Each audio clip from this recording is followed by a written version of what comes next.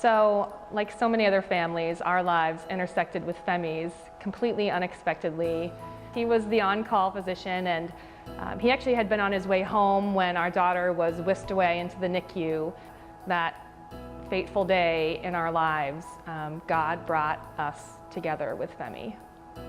So Chris and I met when I started working at Memorial in the PEDS unit, in the PEDS ICU. So she nursed the child, but she's always nursed the family as well. And the family was always in good hands when they were with Chris. You knew from the minute that you met him that he genuinely cared for her and cared for us. What was different was how you got a hold of who you needed to. And of course her answer to everything was, well, call me at home. Because that was Chris. So Chris always said to me, and it always stuck in my mind, that Michaeline, if you need something ever, call me. I can't say that I've met anyone who was as talented and humble. He didn't need to say much because his life acted it out.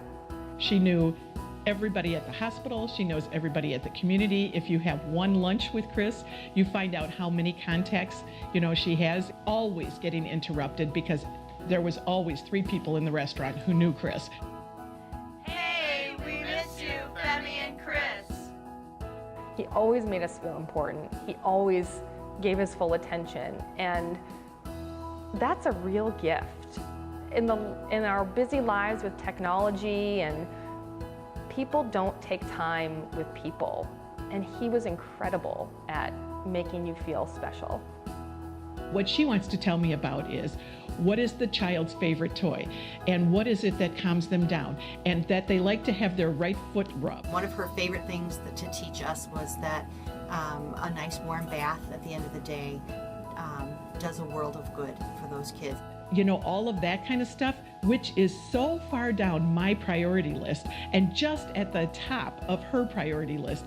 And that epitomizes Chris. And she would always include the family. I can't help but envision that contagious smile, that laugh that just stays with you. It stays with me every day. It stays with Claire. She still talks about him all the time. Her Dr. O, her friend. Thank you, Dr. O. I miss you so much. It's hard to put into words the impact that he's had on families. She was truly other-centered.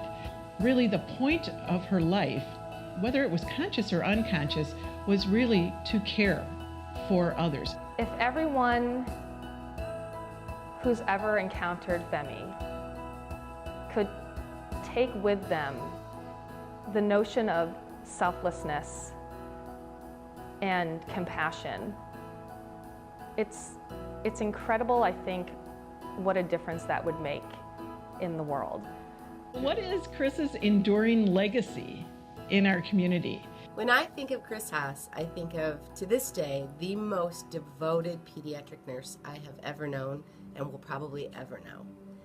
Chris was always there for you. She made you feel confident even when you were shaking in your boots and didn't know what you were doing. So I just want to say, we miss you. It's what happens in this place, is the heart and soul of her dreams. We need a community to really wrap around these kids, and she was all about forming that community to wrap around these kids. What I admire most about Chris was how she was able to see the soul of every person she met. So when she saw me, she didn't see my glasses, she didn't see my brown eyes and my brown hair. She saw my heart and my soul. When she saw these kids, she saw no equipment. She saw no disability. She saw their soul. And she saw the parent's soul and the family's soul. And that's what I admire most about her. And I take that with me to the end of my days, because that's a great lesson. She was a very human caretaker, very human.